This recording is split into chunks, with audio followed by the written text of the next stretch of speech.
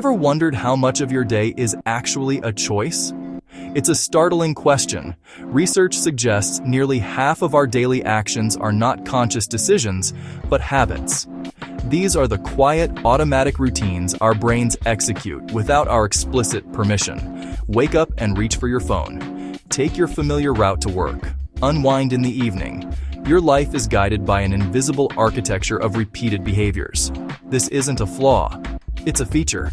Habits conserve precious mental energy. They act as shortcuts for navigating daily complexity. Imagine your brain as a bustling corporate office. If the CEO, your conscious mind, had to approve every action, tying your shoelaces, brewing coffee, the operation would grind to a halt. To avoid gridlock, the brain delegates routines to an autopilot department. That department forms and stores habits.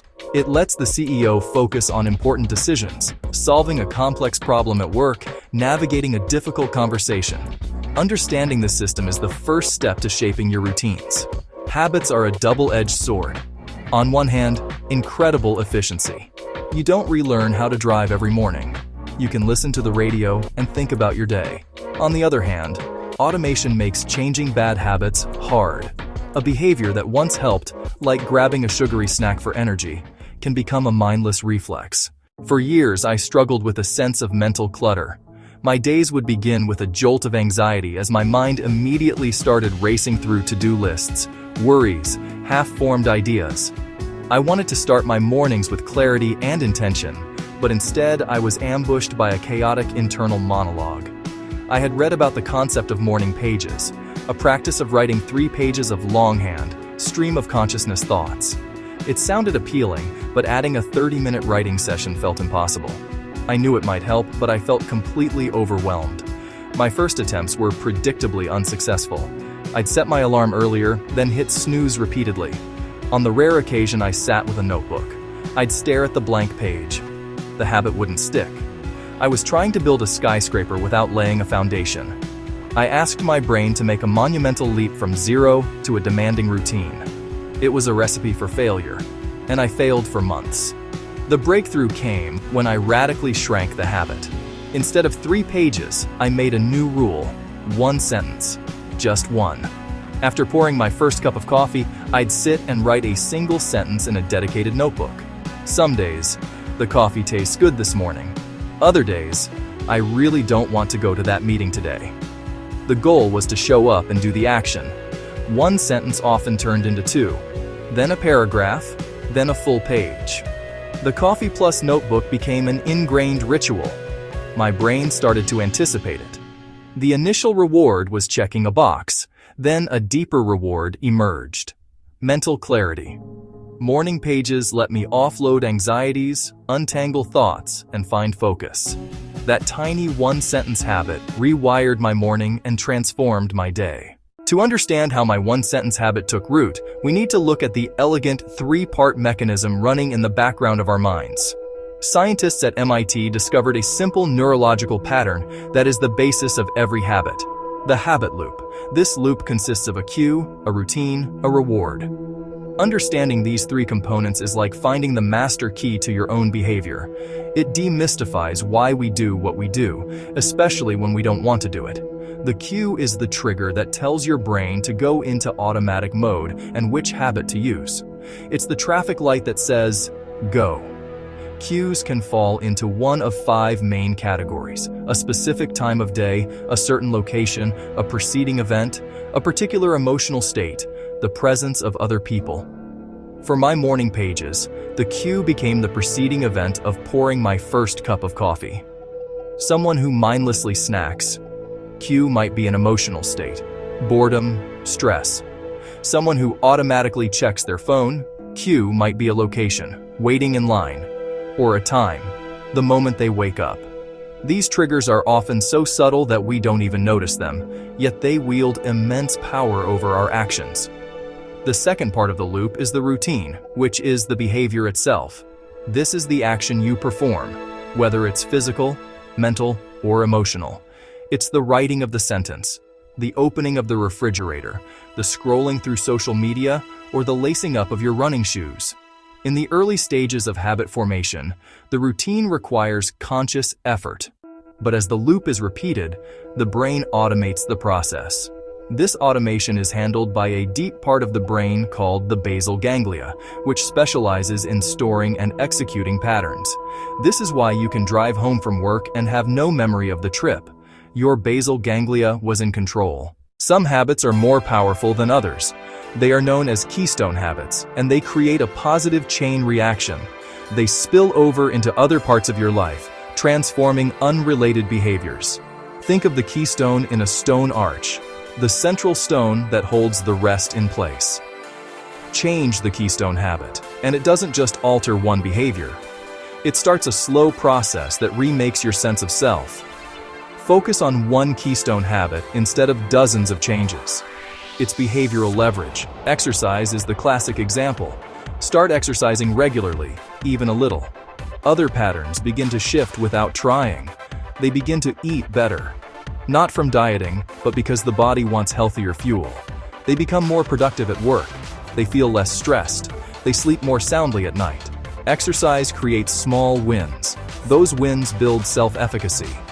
I am the kind of person who can achieve goals. That belief spreads into other areas, sparking big change. Another keystone habit, making your bed every morning. It seems trivial. How could a 2-minute task change your life? As Admiral McRaven said, making your bed gives you the first small win. It gives an immediate sense of accomplishment and pushes you to do another task and another and another. It shows that little things matter. This discipline at the day's start sets a tone for productivity and mindfulness through the evening. A keystone habit gives you a new self-image and many small wins. For some, tracking food in a journal. For others, daily meditation, or a morning writing ritual. These habits build structures for other good habits to flourish. They teach willpower, discipline, goal setting, skills you can apply elsewhere. Instead of being overwhelmed by everything to change, focus on one strategic behavior that delivers disproportionate results across your life. Now let's translate this science into a concrete, actionable plan you can start today. This is the 8-minute method, a simple trick to make new habits impossible to refuse. It's based on shrinking the routine to its smallest version and sandwiching it inside the habit loop. Commit to just 8 minutes a day. Short enough to be unintimidating, long enough to create a pattern your brain can lock onto. 3 steps to implement it now. Step 1. Anchor your habit to a solid cue. 1 minute. Choose a powerful existing trigger to anchor the routine. Not a vague intention like, I'll do it this afternoon. Find a solid, non-negotiable event that already happens. Formula. After I, existing habit, I will, new 8-minute habit. Example. After I brush my teeth in the morning, I will meditate for 8 minutes. Example. After I put my dinner plate in the dishwasher, I will tidy my living room for 8 minutes. Spend 1 minute now identifying your anchor and stating the plan. Step 2. Execute the tiny routine. 8 minutes. This is the core. Set a timer for 8 minutes and start. Do it for the full 8 minutes. Do not go longer for the first week.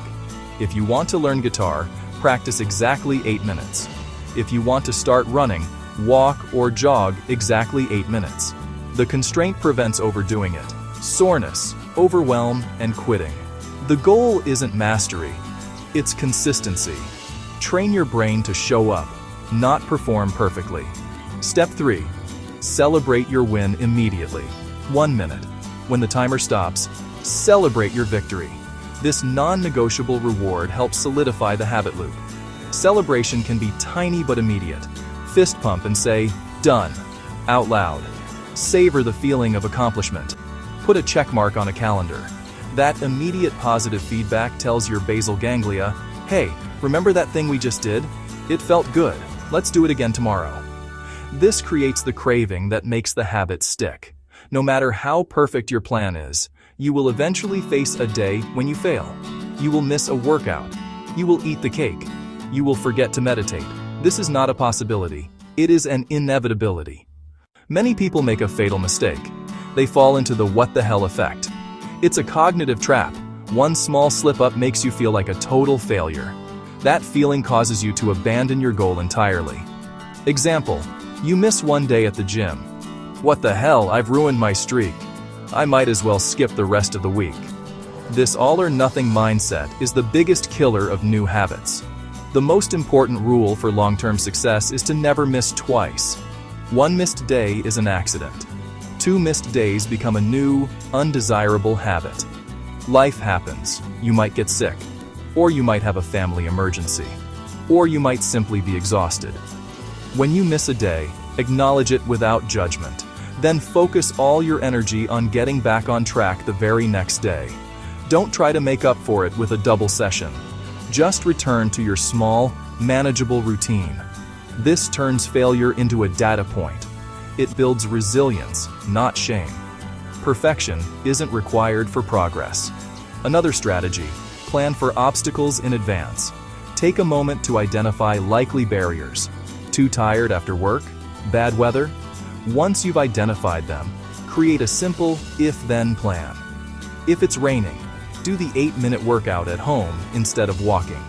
If you're too tired, do 8 minutes of stretching the moment you walk in the door. This simple planning pre-solves the problem for your future self. Finally, cultivate self-compassion. Building a new habit is hard. Your brain will naturally resist change. Beating yourself up only increases stress. Increased stress makes sticking to goals even harder. Treat yourself like a good friend trying to change. Encourage yourself. Celebrate small wins. Forgive your setbacks. You're not just changing behavior. You're rewiring your brain and reshaping your identity. This is a marathon, not a sprint. Kindness is the fuel. We have journeyed through the hidden world of our daily routines. We've seen that habits are not destiny, but a system you can re-engineer, driven by a cue, a routine, and a reward. Focus on a single keystone habit. The most effective way to start is by making the new behavior almost impossibly small, like the 8-minute method. The core message is hope and empowerment. You are not at the mercy of your bad habits. Change is possible through small, deliberate, consistent actions. You don't need superhuman motivation or a complete life overhaul. All you need is a clear plan and the willingness to start small.